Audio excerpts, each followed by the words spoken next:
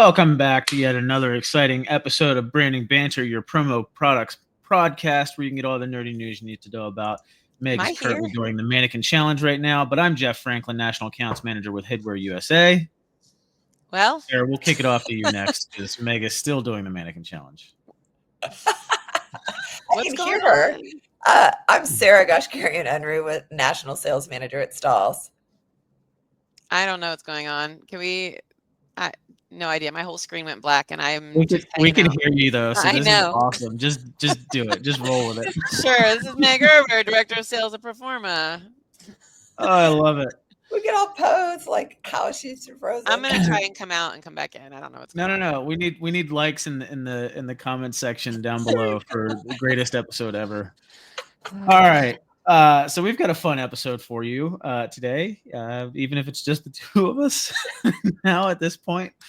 But yeah, we're going back to our sales. What do we call this again, Sarah? I'm so blanking right now. That's a good. It's like our sales series. Yeah. Meg, what do we call it again?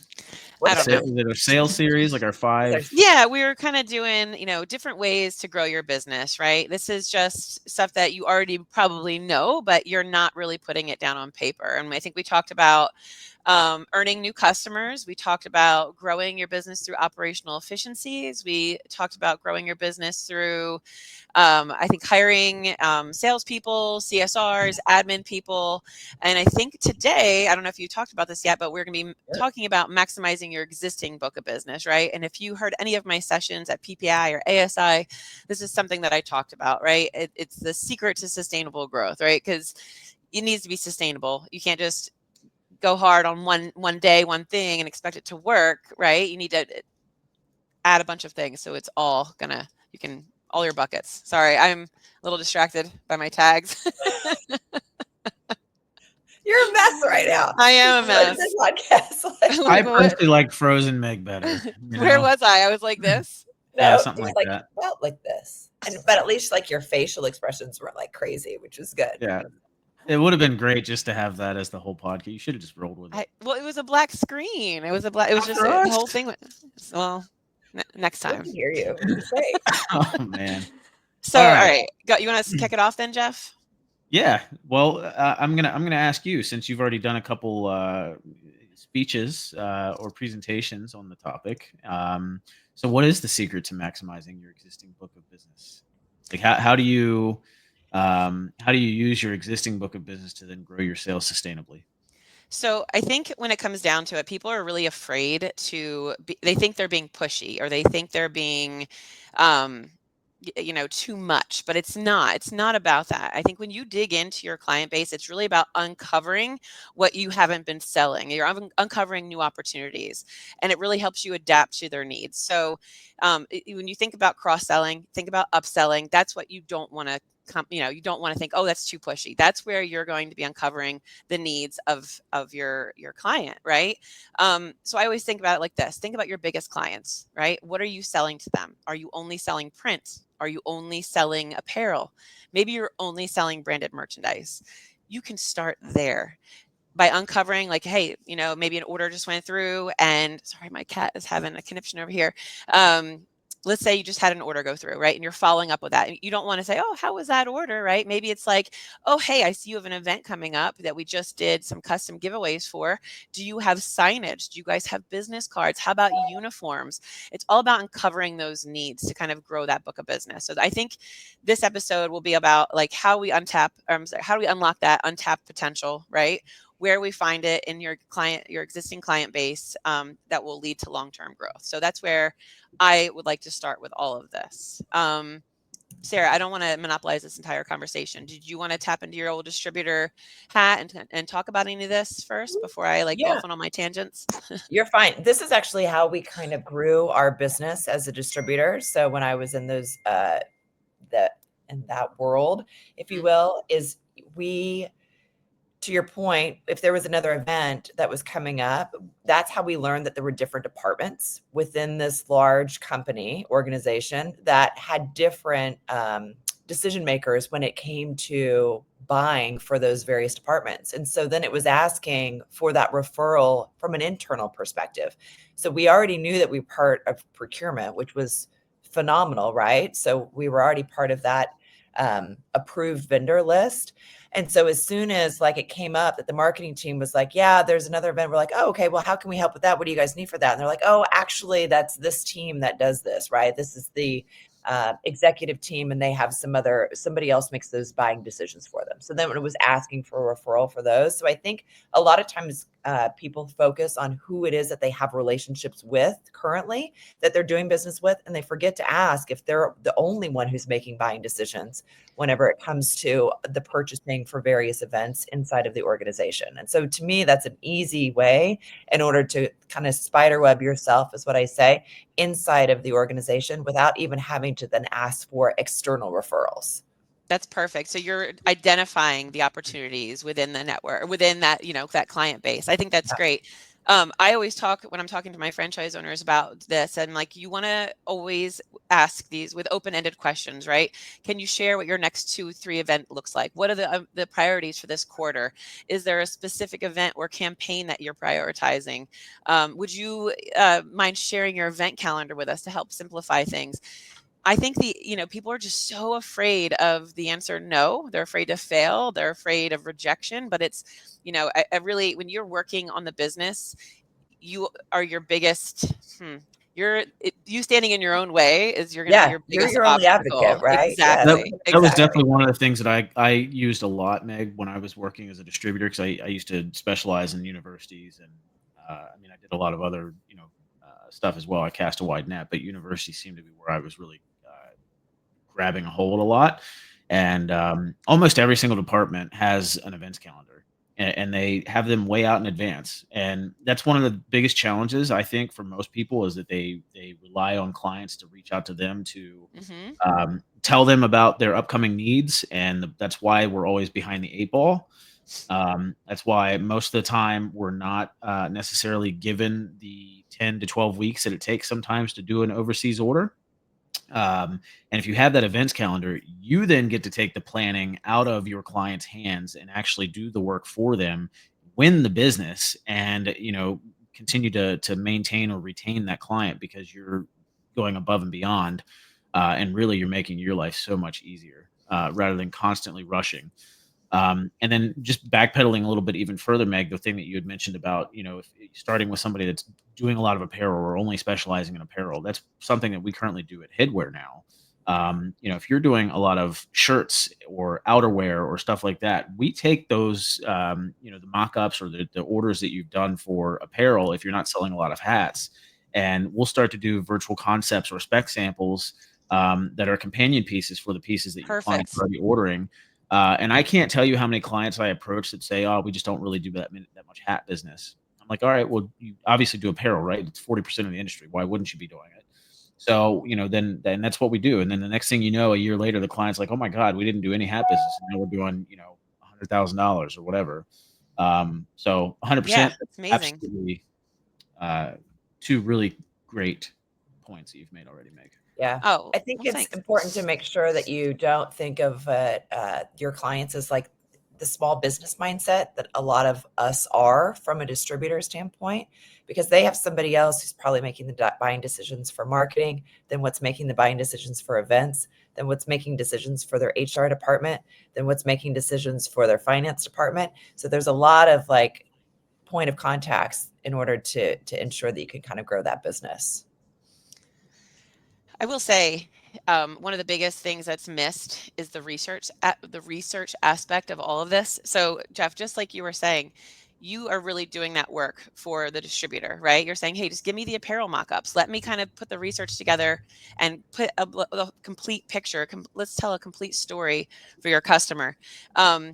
When I get an email from a vendor and it says, "What projects are you working on?" Nothing irks me more when people are just trying to throw a bunch of shit at the wall and see what sticks. I tell them, and like I tell my distributor owners that I work with, same thing. If you want to grow the business within this network or within a distributor or with a franchise owner, you've already worked with them in the past. You already know what kind of clients that they have and what industries they're in. Research, research, the common pain points and challenges of that customer or that industry. Maybe they have a rebrand, and then come up with solutions. What you want to do is always add value. This, it comes off as being pushy and being challenging when you're just saying, hey, like, let's finish the year strong. What projects are you working on? Instead of saying, hey, I saw that, customer X, Y, or Z has this common challenge and they have an event coming. Here's the solution that we can provide for you and make you look like the hero. And then I think the distributors, they should be doing the same exact thing. And if everyone does that, the creativity that is going to come about and people's books of business will just multiply. Oh, for When you sure. could take the guesswork and all of the hard work, the legwork out of the person that you're trying to sell to, why would they go anywhere else? I mean, anyway, it's just, I'll get off my soapbox on that. But one No, of the, I agree. I think they're great points. I think they're good tips in order for people to think, because a lot of times people just, to your point, they just mass send out the emails. And so it's Mhm. just taking moments to pause to do the research in order to make sure that you're bringing value inside of that email that you're sending is always what I say. I think Yep. if you're not sending value with what it is that you're putting out, there's no reason for anybody to read it, right? Yep. So create some value and give somebody a reason in order to open your email and to take a moment to read it. And that should tenfold come back to you. And it's funny that you say that, Sarah. I'll just make a very quick example of what happened and what I did for a franchise owner. I was working with them and they were waiting on RFP from a customer. They promised it back last year, and he keeps reaching out, adding value, but he's out of options, out of like things to add value. How many articles or how many, hey, thinking of you gifts can I send? And he's like, listen, I'm waiting on this RFP. He's like, Meg, what if I send her an article of an RFP, like how to write an RFP article, right? And I'm like, that would be interesting. He's like, Meg, why don't you write it? Why don't you write it? And then I can share it as, hey, look, the director of sales wrote this article of how to write RFPs.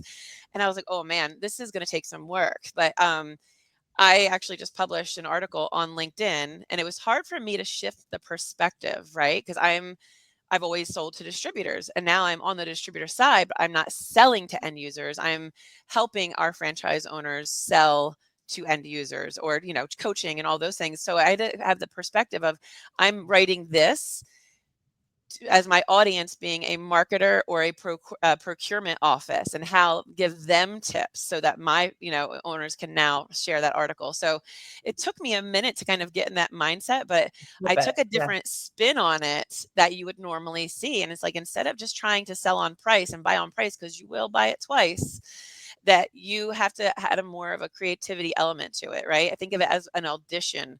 It gives you an opportunity to weed out your suppliers or add new ones and see who's going to bring that value, not just answer on price. So I think that's just super important. And I don't want to get off topic, but one of the other points I really want to talk about, which I have seen that hardly not enough people in this industry are taking advantage of, is leveraging their LinkedIn.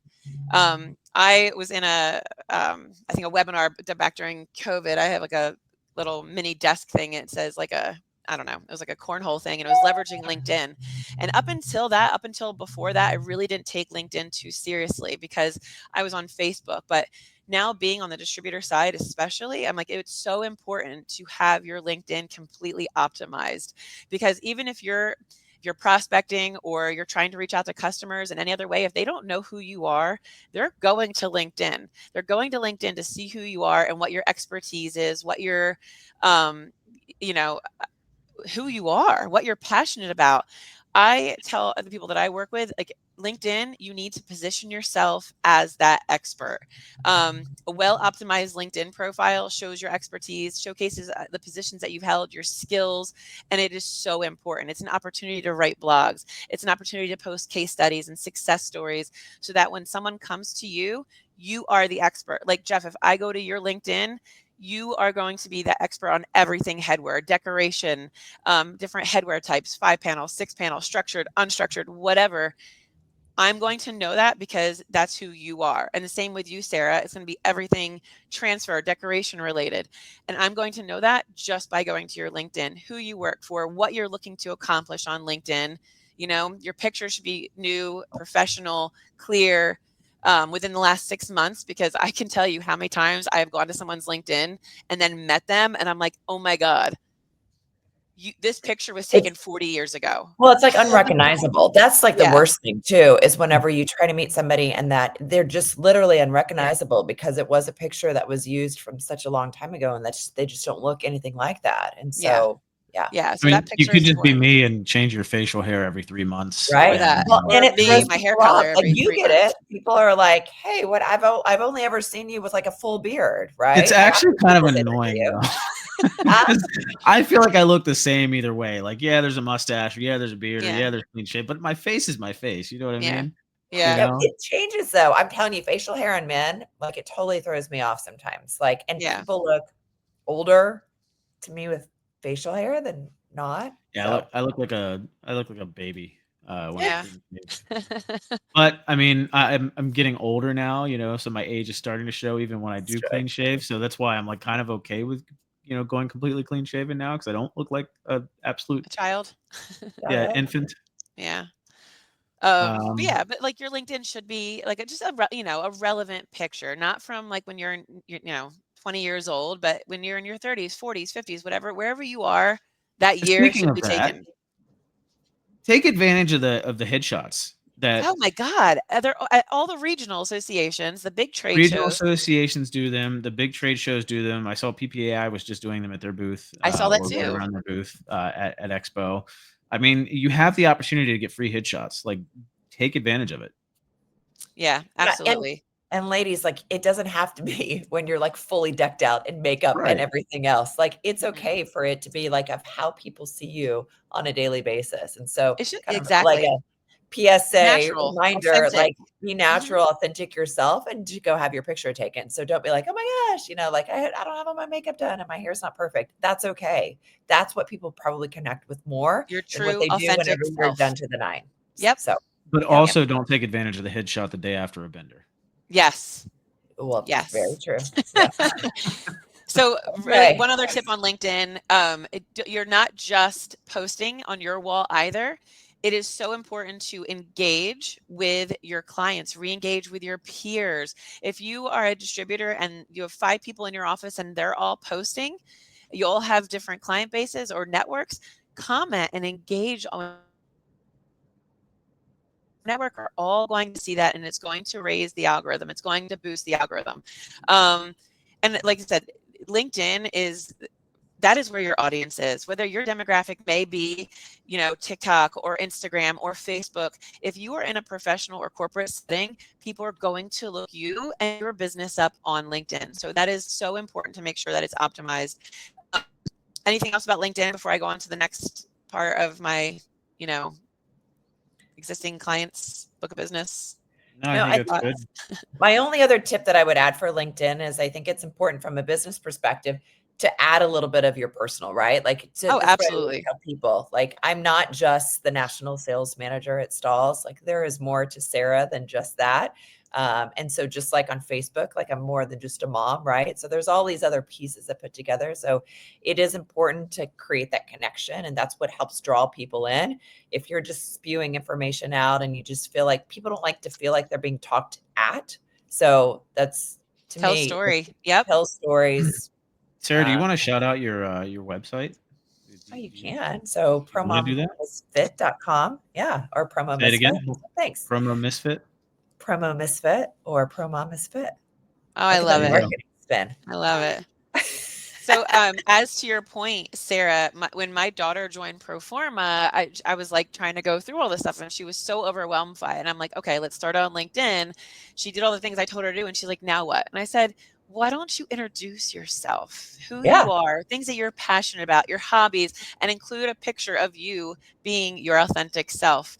And she did. And the amount of feedback that she received from people in the industry supporting her and commenting and it was just amazing. But like that's what you need to do and just be human. Let this opportunity of social media allow it to humanize you.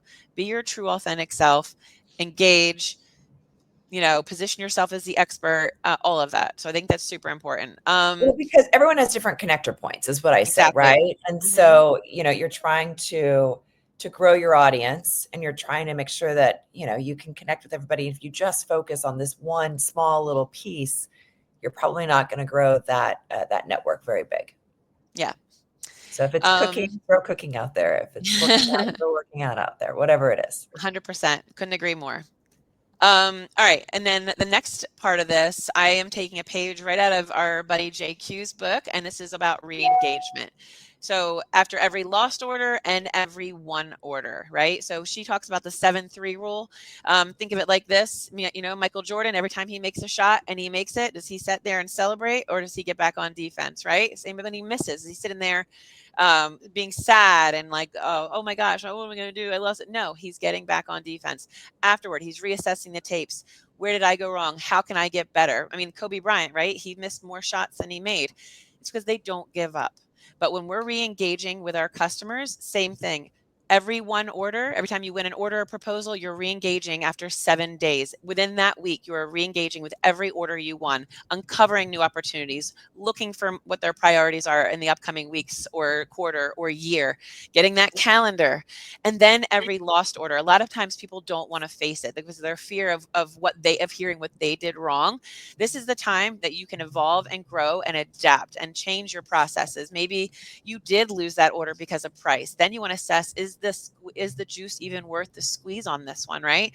Are you losing an order to 4imprint or whatnot on a 10 cents pen? You know what? You don't want that business. Let them have that. You're going to spend more time going after that kind of business than the business that's actually going to put money in your pocket. Hold on there, because we've had that conversation before as well, because unfortunately our industry is kind of a commodity. Yep. There's a lot of vendors that sell the same product. So maybe you're using the wrong vendor. Maybe you use that opportunity to assess and reevaluate who you're working with, and then are able to if you do the work, find the vendor that sells that for half the price, and maybe they're still a good vendor, and get you what you need, and now you're able to make 100% margin instead of 30% margin. And Absolutely. you take that into your other customers, and you grow your sales that way, because now you're making more margin.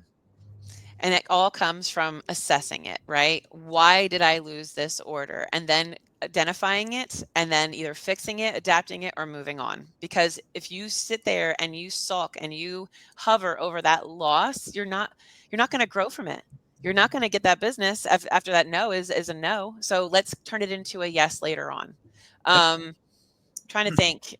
There's ways that asking, how can I improve for the future? Are there gaps in service or products that your current provider isn't filling? Like, these are all ways to just ask and reframe and look for open-ended questions that you can be asking these customers. Anything you guys want to add on that? I know we're almost out of time. No, I just think to me, re-engagement is probably the most important part of the sales cycle. Absolutely. So, even on the supplier side, I always tell my reps, like, you have got to re-engage. It is the number one missed opportunity on both sides of the fence. And so I think putting it reminders on your calendars, whatever it is that you use from a tools perspective, re-engagement, you will inevitably, inevitably, can we say that? Inevitably. Yeah. See an uptick in your business. So yeah, it's the only river water. right. Yeah, it is the river water. Well, and I think since this is the last one out of all this series, I think it's really important to tie it all together. You can build out a workflow that works from you, right?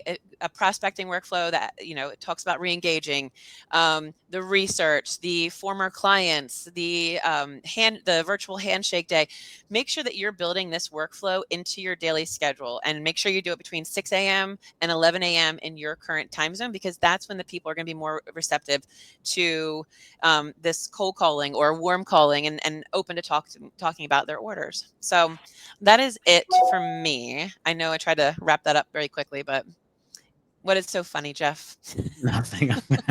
Come on, say inevitably.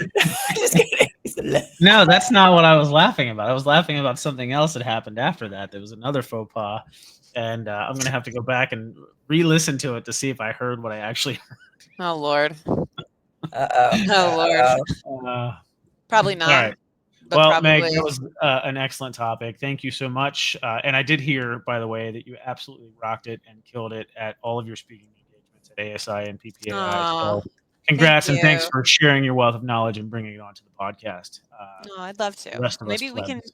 do like a LinkedIn one later on. I don't know if people, what do people want to hear about growing their businesses? Like, I'd love to have like do more of these. If there's specific topics, or, you know, hey, I'm stuck because I don't know how to prospect, or, you know, where are the roadblocks? Like, put it in the comments. Let's talk about it. We'll bring the experts in, and we'll gladly talk about it and banter among ourselves. Yeah, as we're starting to put together our content calendar for the rest of the year, it would actually be really good to hear from the audience as to what you would like to hear. If there's anything in particular that you'd like to hear us talk about, definitely put it in the comments, and we will use that in an episode coming up. All right. Anything else, guys? Are we out? I'm out. Done. Yeah. We're out. All right. Until next time, y'all. See ya.